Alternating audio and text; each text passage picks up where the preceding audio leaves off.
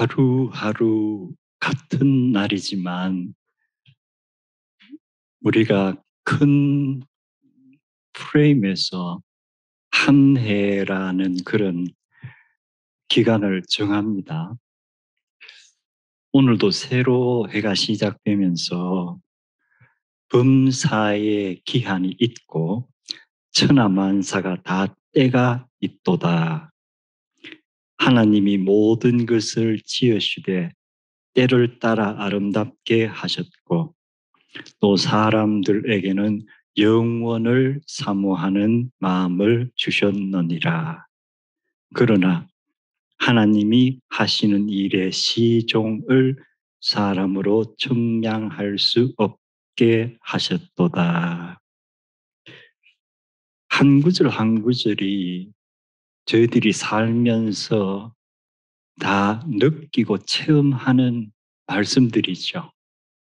참 때를 따라서 싹이 돋고 또 푸르러지고 또 가을이 되면 붉은 낙엽이 되고, 그리고 저희들은 영혼이란 단어가 참 비밀스럽습니다. 이 영혼이란 게 과연 무엇을 의미하는 것일까?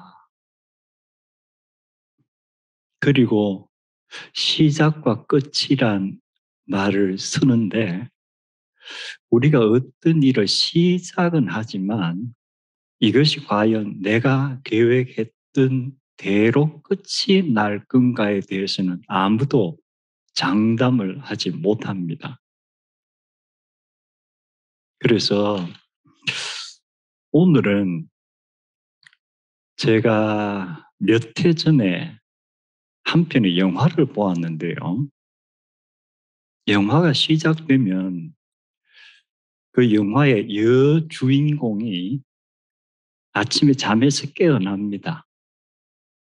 그리고 부엌에 가서 커피를 한 잔 타서 가지고 와서 다시 침대 위로 가서 침대 머리 벽에 몸을 기대고 누워서 그다음 TV를 켜서 아침 뉴스를 듣습니다. 그리고 뉴스가 끝나고 출근 준비를 하고 이제 아파트에서 나와서 경비원과 인사를 하고 길을 가면서 회사에 들어갑니다. 그리고 회사에서 또 직원들과 함께 하루를 보냅니다. 그 다음 날 이 여주인공이 또 잠에서 깨어납니다. 커피를 한 잔 들고 침대 벽에 등을 기대고 TV를 켭니다. 근데 분명히 하루가 지났는데 TV 화면에 등장하는 뉴스를 전하는 사람들의 모습과 그들이 전하는 뉴스가 어제하고 똑같은 거예요. 이게 웬일이지? 그리고 출근을 합니다. 경비원과 인사를 나누는데 경비원이 똑같은 멘트를 합니다. 그리고 길을 가는데 어제 만났던 사람들과 똑같은 말은 사람들을 만나고 그들이 똑같은 행동을 하는 거예요. 그리고 회사에 도착해서 하루 일과를 보는데 어제하고 똑같은 일이 그대로 진행되는 거예요. 도대체 이게 무슨 일이지? 왜 이렇게 꼭 같을까? 영화를 보는 저의 입장에서는 똑같은 걸 두 번이나 보니까 처음엔 좀 이상하다가 그다음에 좀 지루해지는 거예요. 똑같은 것 또 계속 나오니까. 그러면서 이 영화 시나리오를 쓴 작가와 이 영화 감독의 의도가 무엇일까? 이 영화가 앞으로 어떻게 전개되면서 관객에게 어떤 메시지를 주려고 하는 것인가? 일단 거기까지는 좀 이상하다 하면서도 조금 지루한 거예요. 이게 같은 게 계속되는 거지. 그러면서 역시 제가 떠오른 성경 구절이 해는 여전히 뜨고 또 해는 여전히 져서 해가 본래 뜨던 곳으로 돌아가도다. 바람은 남쪽으로 불다가 북쪽으로 불고 이리저리 돌다가 본래 불던 곳으로 돌아가도다. 모든 강물은 흐르고 흘러 다 바다로 들어가는데 그러나 바다를 채우지는 못하는도다. 강물은 어느 곳으로 흐르든 다시 처음 흘렀던 자리로 돌아가서 또 바다로 흐르는도다.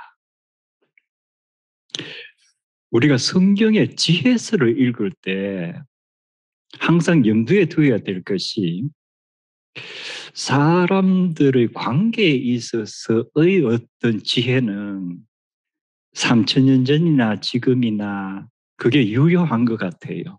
그런데 자연과학과 관계된 지혜는 3년 전의 지혜는 3,000년 전의 사람들의 우주관 세계관에 국한되어 있던 거예요.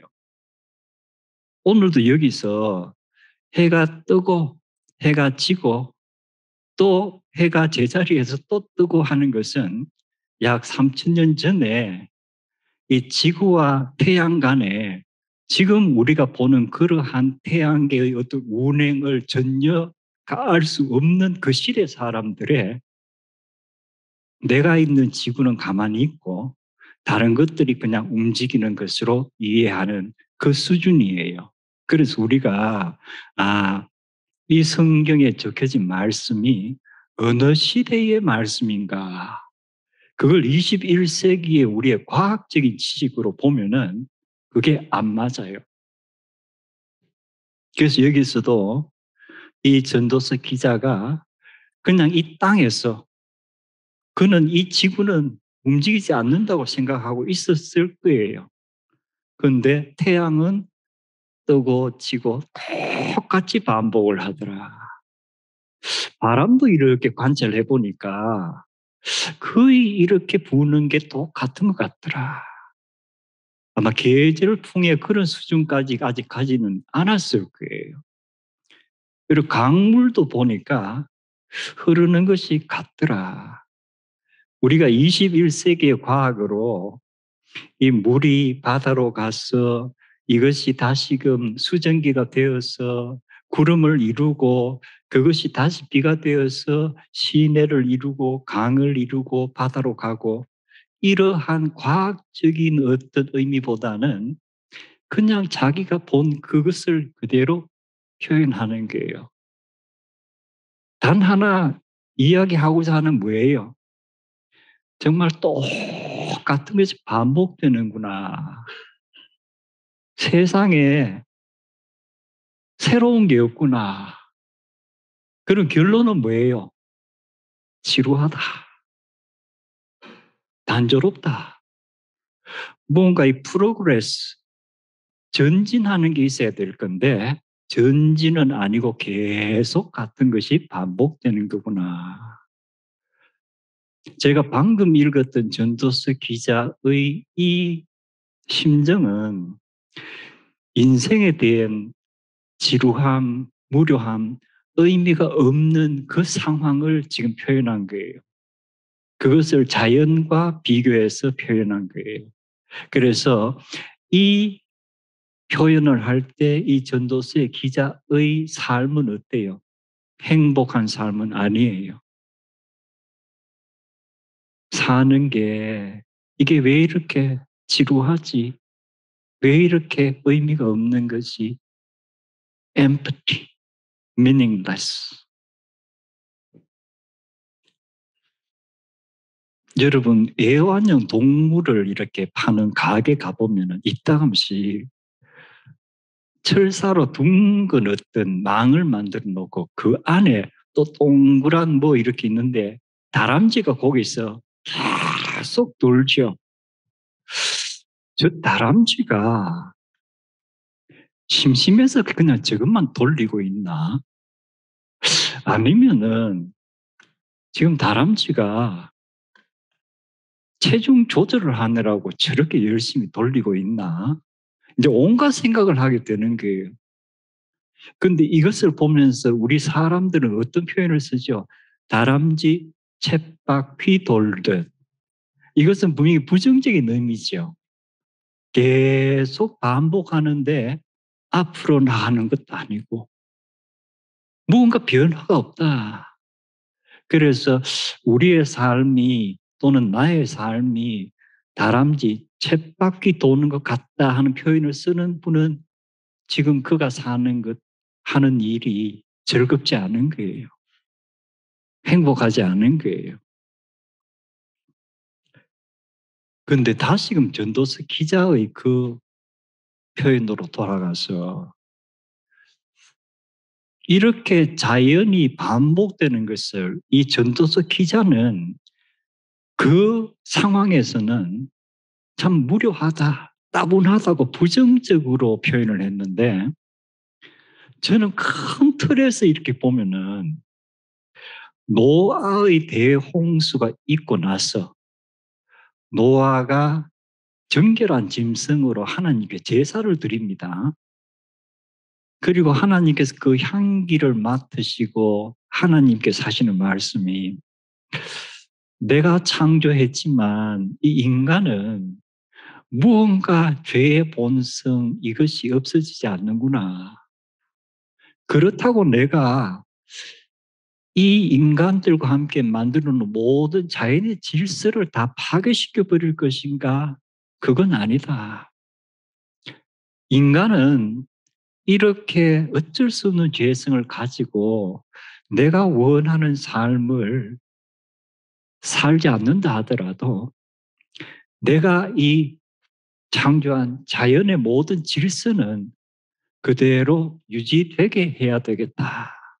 그래서 밤과 낮이 있고 여름과 겨울이 있고 이렇게 하나님께서 인간과 자연에게 언약을 하시는 거예요. 그럼 이것은 하나님의 큰 은혜예요. 그 똑같은 자연의 현상을 보면서 지루하다.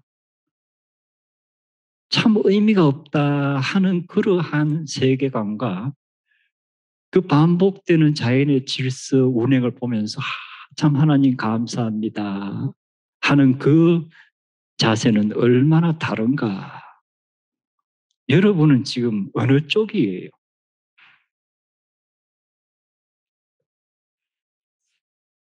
그러면서 이 전도서 기자는 해 아래 새 것이 하나도 없다라고 참 부정적으로 자기의 삶을 표현을 합니다.